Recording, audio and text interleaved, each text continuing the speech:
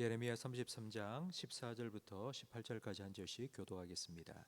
여호와의 말씀이니라. 보라, 내가 이스라엘 집과 유다 집에 대하여 일러준 선한 말을 성취할 날이 이르리라. 그날 그때에 내가 다윗에게서 한 공의로운 가지가 나게 하리니 그가 이 땅에 정의와 공의를 실행할 것이라. 그날에 유다가 구원을 받겠고 예루살렘이 안전하게 살 것이며 이 성은 여호와는 우리의 의라는 이름을 얻으리라. 여호와께서 이와 같이 말씀하시니라. 이스라엘 집의 왕위에 앉을 사람이 다윗에게서 영원히 끊어지지 아니할 것이며. 함께 읽습니다. 내 앞에서 번제를 드리며 소제를 사르며 다른 제사를 항상 드릴 레위 사람 제사장들도 끊어지지 아니하리라 하시니라. 아멘. 우리 14절 말씀에 보면 하나님께서 이스라엘 집과 유다 집에 대하여 일러준 선한 말을 성취할 날이 이르리라고 하나님께서 말씀하십니다. 이 선한 말은 회복의 말씀입니다. 이 선한 말이 성취된다는 건 이스라엘 백성이 포로에서 다시 돌아오게 될 것이라는 하나님의 약속이 이루어진다는 뜻인데, 앞으로 미래에 일어날 일입니다. 근데 지금 현재는 선한 말이 아니라 바로 하나님의 심판의 말씀이 이루어지고 있습니다. 현재의 심판과 미래의 회복 사이에는 70년이라는 아주 큰 간격이 들어 있습니다. 이 두 사이의 간격을 무엇으로 채워야 되는지 어제 우리가 살펴보았습니다. 너는 내게 부르짖어라. 내가 내게 응답하겠고 네가 알지 못하는 크고 은밀한 일을 너에게 보여줄 것이라고 하나님 말씀하셨는데, 바로 기도함으로써 하나님의 마음으로 우리를 채워야 합니다. 70년 후에 하나님께서는 이스라엘 백성을 포로에서 돌아오게 하실 겁니다. 이스라엘 백성이 기도해도 기도 안 해도, 이스라엘 백성이 하나님께서 그렇게 하실 것이라는 것을 믿어도 믿지 않아도 하나님이 약속하신 대로 반드시 이루실 것입니다. 하지만 하나님께서는 몸만 돌아오는 것이 아니라 마음도 돌아오기를 원하십니다. 그래서 너는 내게 부르짖어라. 내가 내게 응답하겠다. 네가 알지 못하는 크고 은밀한 일을 너에게 보여주겠다. 그런 모든 일들 속에 숨겨져 있는 나의 마음, 나의 계획, 나의 생각, 재앙이 아니라 소망이고 미래의 희망을 주는 것, 바로 그 나의 마음을 좀 네가 깨닫기를 원한다고 말씀하신 것입니다. 이런 하나님의 마음은 탕자 비유에 잘 드러나 있습니다. 탕자가 집을 떠날 때는 두 손 가득 돈이 꽉 차 있었습니다. 그러나 집으로 돌아올 때에는 두 손에 돈은 하나도 없이 빈털터리였습니다. 하지만 탕자의 마음은 아버지로 가득 채워져 있었습니다. 하나님께서는 70년 후 이스라엘 백성이 다시 돌아올 때에 70년 포로 생활하고 뭘 가지고 오겠습니까? 빈털터리겠죠. 그러나 그들의 마음은 하나님으로 가득 채워지기를 원하셨습니다. 이렇게 하나님의 회복의 약속이 성취되는 날, 15절 말씀해 보니 그날 그때에 내가 다윗에게서 한 공의로운 가지가 나게 할 것이라고 말씀하십니다. 다윗에게서 공의로운 한 가지가 날 것이다. 이 다윗은 이스라엘 역사 중에 가장 위대한 왕입니다. 그런데 다윗에게서 한 가지가 난다는 건 다윗 왕과 같은 통치자가 나타날 것이라는 의미입니다. 그 가지에, 다윗과 같은 통치자의 의로운 가지에 그가 이 땅에 정의와 공의를 실행할 것이라고 말씀하시는데, 그 가지에 열매가 주렁주렁 맺히는데 그 열매가 바로 공의와 정의입니다. 공의와 정의는 비슷한 것 같습니다. 하지만 다릅니다. 정의는 재판을 한다는 뜻입니다. 정의의 원래 의미는 재판을 한다라는 의미입니다. 두 사람 사이에 분쟁이, 갈등이 생겼습니다. 그래서 두 사람 중에 누가 더 의롭다, 정의롭다, 이걸 판결하는 것이 바로 정의입니다. 근데 공의는 말 그대로 의롭다는 것입니다. 정의는 상대적인 개념이고 공의는 절대적인 개념입니다. 어떤 사람이 도덕적으로 아주 정직하게 살기 때문에 사람들은 저 사람은 참 정의롭다 말할 수 있습니다. 하지만 그런 사람이라 할지라도 하나님 보시기에 의롭지 않습니다. 하나님 앞에서는 모든 사람이 죄인일 뿐입니다. 공의가 이루어졌다는 건 죄 용서 받았다는 뜻입니다. 죄 용서함을 받았다는 것은 의롭다함을 받았다는 의미입니다. 그러니까 공의가 이루어졌다는 건 죄 사함을 받고 의롭다함을 받았다는 것인데, 바로 이와 같은 공의를 이룰 다윗에게서 나온 의로운 가지는 예수님이라는 것을 우리는 알 수 있습니다. 오직 예수님의 십자가로만 우리는 죄 사함 받고 의롭다함을 받을 수 있었기 때문입니다. 이런 하나님의 공의를 받고 깨달은 사람만이 사람의 정의를 행할 수 있습니다. 공의와 정의의 이 관계를 잘 보여주는 말씀이 마태복음 18장에 나오는 1만 달란트 빚을 탕감받은 사람의 비유입니다. 예수님께서 한 가지 이야기를 해주셨는데요. 어떤 임금이 자기에게 1만 달란트를 빌려간 사람이 돈을 갚지 못하자 이 사람을 당장 잡아들여라. 이 사람뿐만 아니라 그의 아내와 그의 자식들까지 다 팔아서 내 돈을 다 갚도록 해라. 그러자 그 사람이 왕 앞에 넙죽 엎드려서는 사정사정을 하는 겁니다. 제발 한 번만 더 기회를 주십시오. 제가 반드시 갚겠습니다. 불쌍히 여겨서 임금이 그 사람을 너무 불쌍히 여겨서 1만 달란트 모든 빚을 탕감해 주었습니다.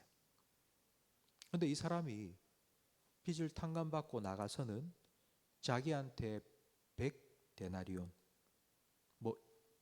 100억을 탕감받았는데 100만 원 빌린 사람을 만나서는 그 사람 멱살을 붙잡고는 감옥에 쳐넣은 겁니다. 내 돈 안 갚으면 절대로 너 나올 수 없다고. 이 모든 일들을 들은 임금이 어떻게 했겠느냐고 예수님 물으셨습니다. 당연히 그 사람을 붙잡아서 감옥에 넣고 1만 달란트 다 갚으라고, 못 갚으면 네 처자식도 다 종으로 팔 거라고 하지 않았겠습니까? 예수님은 이 이야기를 들려주시고 결론적으로 이렇게 말씀하셨습니다. 네가 만약 네 형제를 용서하지 않으면 하나님께서 너희에게도 이렇게 하실 것이라고. 성도 여러분, 이 이야기에서 우리는 공의와 정의가 무엇인지를 알 수 있습니다. 임금이 행하여 준 것이, 임금이 행한 행위가 바로 공의입니다. 우리의 죄를 용서해 주시고, 그리고 우리를 의롭다 해 주시고, 너 빚 없다고 하나님께서는 그렇게 우리에게 용서를 베풀어 주셨습니다. 그 용서를 받은 우리가 살아가면서 정의를 행한다는 것이 어떤 것이겠습니까? 법으로 따지면 나한테 10,000원 빌리고 100만 원 빌린 사람 갚을 때까지 감옥에 쳐넣는 것이 그게 법입니다. 그게 세상의 법입니다. 그 세상의 법을 따르는 게 정의로운 것이 아니고 하나님께서 나에게 베풀어 주신 그 공의를 깨닫고 그런 마음으로 사람을 대하는 것입니다. 인간이 세운 법을 따르는 것이 정의가 아니라 바로 하나님께서 베풀어 주신 하나님의 은혜와 사랑을 베푸는 것이 하나님께서 우리에게 요구하시는 정의입니다. 정의롭게 산다는 건 우리가 세운 법의 기준을 따라서 다른 사람을 정죄하고 너 이거 잘못했어, 너 이러면 안 돼, 이렇게 하는 것이 정의로운 것이 아닙니다. 의롭다함을 받은 내가 용서받고 내가 은혜 받은 걸 다른 사람에게 베풀면서 다른 사람에게 내가 정의롭게 행하는 것입니다. 우리는 사람이 참 정의롭다라고 생각할 때 저 사람이 법을 잘 알고 하나하나 세세한 것까지 따지고 따지면서 이래라 저래라 하는 사람, 그 사람을 정의롭다고 생각하는데, 하나님 보시기에는 하나님 앞에서 의롭다함을 받은 내가, 용서함을 받은 내가 다른 사람 앞에서 정직하게 살아가는 것, 그게 바로 하나님께서 말씀하시는 정의입니다. 우리는 이런 삶을 살아가는 걸 이렇게 표현하죠. 예수님 닮아가는 거라고. 예수님께서 다윗에게로부터 나온 의로운 가지가 되어서 예수님이 다스리시고 통치하시는 그 나라에는 정의와 공의의 열매가 주렁주렁 맺히게 될 건데 16절 말씀에 보면 그날에 유다가 구원을 받겠고 예루살렘이 안전히 살 것이며 이 성은 여호와는 우리의 의라는 이름을 얻게 될 것이라고. 하나님은 우리의 의다. 그 하나님은 우리의 의고 우리는 그 하나님의 의를 받은 사람으로서 세상에서 하나님이 원하시는 정의를 행하며 은혜를 베풀며 용서하며 살아가는 백성이 되었다는 의미입니다. 그리고 17절 말씀에 보면 여호와께서 이와 같이 말씀하시니라 이스라엘 집의 왕 위에 앉을 사람이 다윗에게서 영원히 끊어지지 아니할 것이며. 물론 예수님께서 부활 승천하셔서 영원한 왕으로 계시지만 이스라엘 집의 왕위에 앉을 사람이 다윗으로부터 영원히 끊어지지 않는다. 이 말은요, 우리 성도들 한 사람 한 사람이 살아가는 가정에서 일터에서 바로 예수님이 행하신 것과 같은 용서하고 사랑하고 그래서 예수님이 다스리시는 하나님의 나라를 이루어 간다는 의미입니다. 영원히 끊어지지 아니하리라. 우리 성도들이 이 땅에 존재하는 이상 살아가는 이상 바로 이와 같은 하나님의 나라가 계속하여 이어질 것이라는 뜻입니다. 그리고 18절 말씀에 보면 내 앞에서 번제를 드리며 소제를 사르며 다른 제사를 항상 드릴 레위 사람 제사장들도 끊어지지 아니하리라. 이와 같은 성도가 하나님의 통치를 이루어가는 다윗의 왕위를 이은 사람으로서 계속 살아갈 수 있도록 날마다 하나님 앞에서 제사를 드리는 레위 사람 제사장처럼 살아간다. 이 말은 쉽게 말하면 바로 예배자가 된다는 뜻입니다.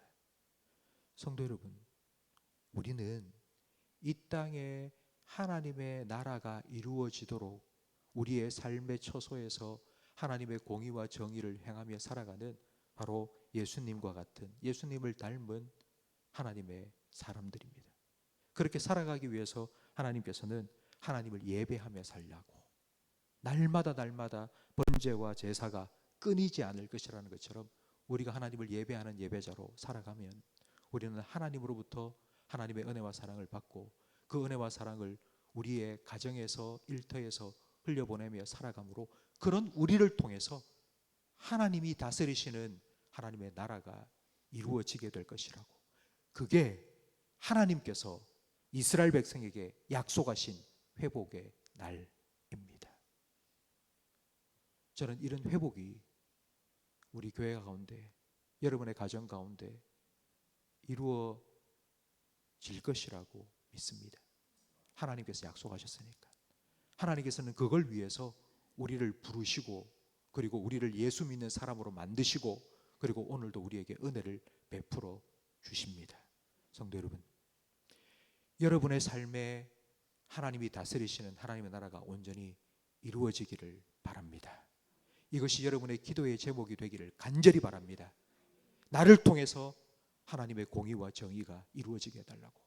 세상 사람들이 세워놓은 기준에 따라서 옳고 그르니 판단하고 정죄하는 그런 사람이 아니라 하나님의 공의를 하나님께 용서받고 의롭다함을 받은 사람으로서 내가 다른 사람 앞에서 정의롭게 그 하나님 앞에서 공의를 받은 사람답게 용서하고 이해하고 품어주고 용납하고 살아갈 수 있는 그런 하나님의 나라를 이루어가는 저와 여러분의 삶이 되기를 예수님의 이름으로 축복합니다. 기도하겠습니다. 하나님 아버지, 우리를 향한 하나님의 계획, 하나님의 생각, 하나님의 마음이 무엇인지를 예레미야 말씀을 통하여 계속하여 깨닫게 해주셔서 감사합니다. 하나님께서 약속하신 그 회복의 날이 이를 것이라고 말씀해 주셨사오니 오늘 우리가 살아가는 그 하루의 삶이 하나님 약속하신 그 회복이 이루어지는 날이 되기를 간절히 바랍니다. 예수님을 통하여서 우리를 의롭다 하시고 우리의 모든 죄를 용서하여 주심으로 우리의 삶에 하나님이 원하시는 정의를 행할 수 있도록 하나님 백성으로 삼아주시니 감사합니다. 예수님을 닮은 그리스도인으로 오늘 우리가 살아가는 우리의 가정과 그리고 우리 일터 가운데 우리를 통하여 우리를 향하신 그 하나님 아버지의 마음이 흘러가게 해 주시옵소서. 하나님이 얼마나 우리를 사랑하시고 하나님이 얼마나 우리를 생각하시는지 우리가 먼저 하나님을 예배함으로 깨닫게 해주시고